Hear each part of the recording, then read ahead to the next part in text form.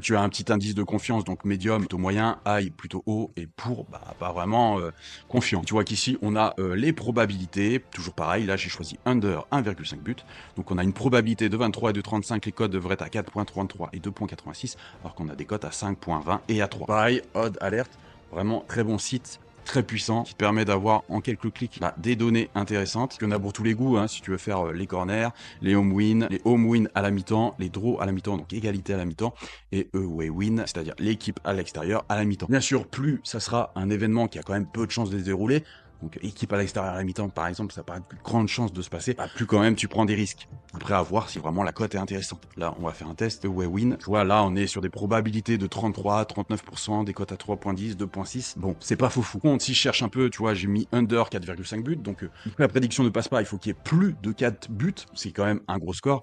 Et tu vois que là on a sur du foot féminin 80% de chances que ça passe, et on a une cote à 1,55 quasiment. Donc là c'est quand même beaucoup plus intéressant.